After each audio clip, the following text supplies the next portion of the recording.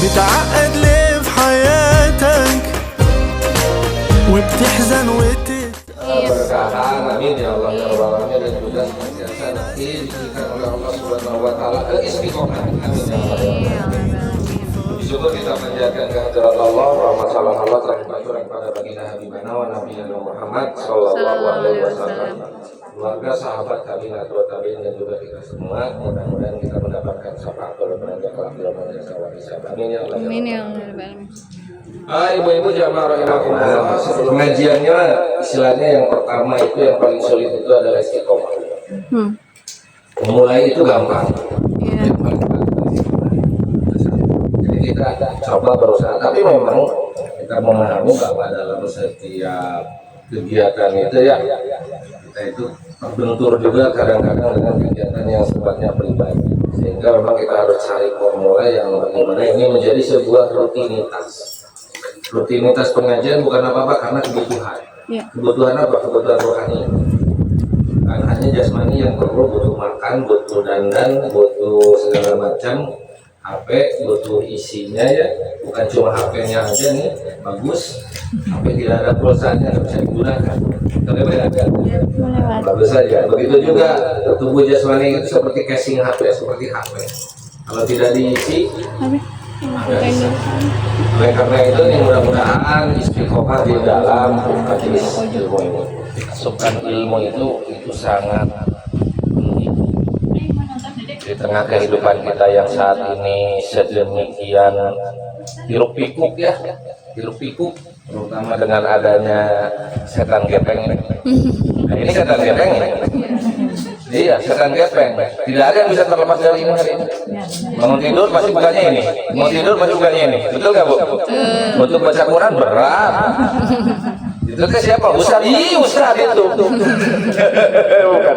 Makanya dengan cara-cara atau dengan kita bersama-sama berusaha selalu mengadakan misalnya ini adalah dipaksa kita untuk memperoleh asupan ilmu.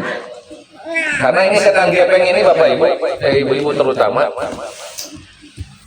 ini sekarang fitnah terbesar dari dunia ini adalah media sosial. Kita saksikan kasus-kasus yang terjadi saat ini yang menjadi perhatian publik, yang menjadi bahan gibah, bahan gibah Ibu, jadi bahan gibah, jadi bahan pembicaraan. Dan itu adalah aib yang dulu itu ditutup rapat-rapat oleh orang-orang kita. Man satara uyuban nas faqad satarahullah uyuban bil akhirah. Orang yang menutup aibnya, keburukan seseorang di dunia, maka dia akan ditutup keburukan itu di akhirat. Tapi hari ini orang dengan bangganya menampilkan keburukan-keburukan, menampilkan aib itu malah dijadikan konten, dijadikan ladang cari cuan. Wallahu a'lam. Kalau menurut saya itu sangat sangat jadi malu kita hari ini saat ini. Karena apa? Karena ada sesuatu yang harusnya misalnya urusan rumah tangga sampai se-Indonesia tahu, bahkan sedunia tahu. Jaga jari kita, jangan gatel jari ya Bu ya. Karena apa? Ada pertanggungjawaban di situ. Sudah diniatkan saja yang pertama, niatkan saja kita ngaji majelis taklim ini diniatkan untuk mencari ilmu, untuk silaturahmi, untuk kita mensiarkan agama. Ya. Yang kedua, hati-hati dengan dunia medsos yang saat ini sangat mempengaruhi sekali kita, sehingga ada yang namanya standar TikTok. Standar TikTok.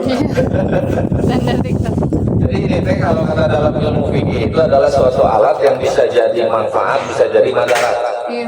Seperti pisau atau pedang ketika dipakai oleh tukang daging, maka dia jadi alat untuk mencari nafkah. Tapi dipakai oleh begal, dia menjadi alat untuk membunuh, untuk menodong.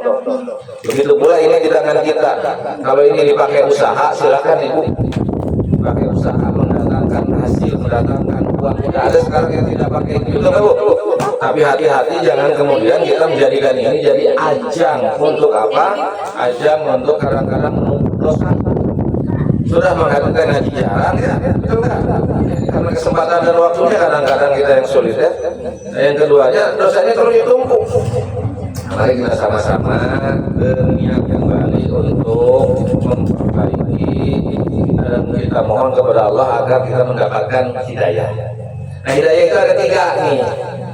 Hidayah itu kan petunjuk jalan kebaikan, itu ada 3. Yang pertama, kata para ulama, hidayah itu ma'rifatu thoriqil khairi wasyarr, mengetahui bahwa ini baik, ini buruk. Nah, mengetahui bahwa ini suatu kebaikan dan ini suatu keburukan itu bagi orang itu disebut hidayah tingkat awal, tingkat dasar. Nah, kita ini tahu, tapi kadang-kadang ini baik jadi tidak bisa melaksanakannya. Kedua, tidak mau atau tidak tahu. Nah, ini tidak mau atau tidak. Kalau tidak tahu berarti harus nyari tahu. Yang agak berat kalau tidak mau. Walaupun tahu tapi tidak mau, nggak bisa jalan. Maka hidayah kebaikan itu yang pertama, ma'rifatu thoriqil khairi wasyarr, mengetahui ini sesuatu yang baik, ini sesuatu yang buruk. Mengetahui bahwa silaturahmi itu baik, tapi tidak banyak orang yang bisa melaksanakannya.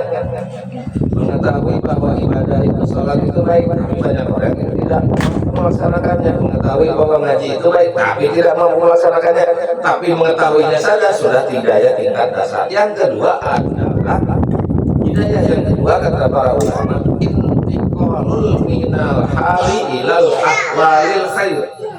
Ketika sudah tahu, nah hidayah tingkat kedua itu adalah merubah diri dari yang tadinya tidak mau menjadi mau, merubah diri yang tadinya malas menjadi rajin, merubah diri yang tadinya maksiat menjadi taat.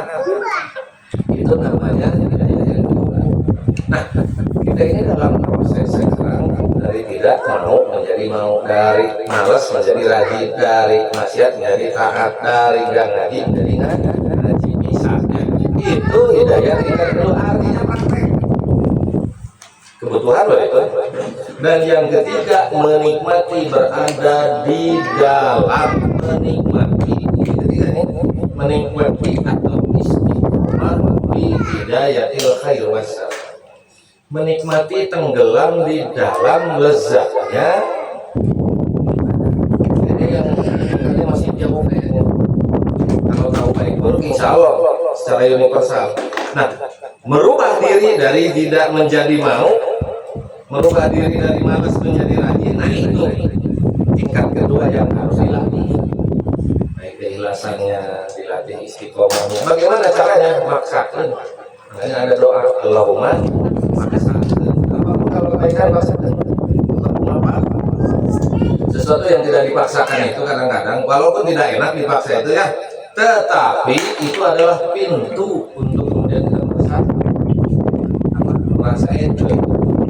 Karena kalau tidak dipaksa itu kita tidak pernah membuka gerbang kemalasan tersebut, tidak pernah membuka dan gerbang ke kemalasan kita lepaskannya. Jadi mohon maaf yang saya nggak bisa lama ya.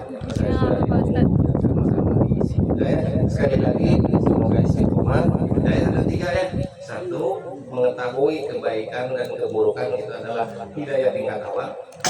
Yang kedua,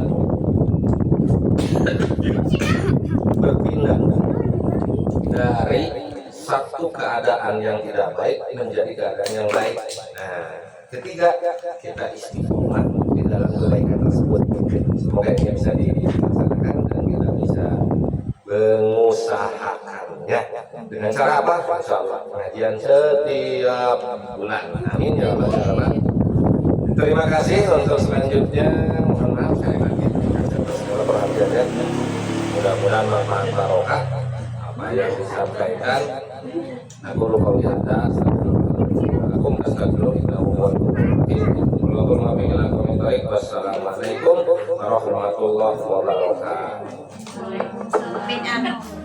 سيرتنا بينا وفكر اسمع كلام وتفاءل والشر ولا تنفر والوحيد اللي في قلبك قادر في عسرك ينسر صلي على النبي وتبسم ده النبي تبسم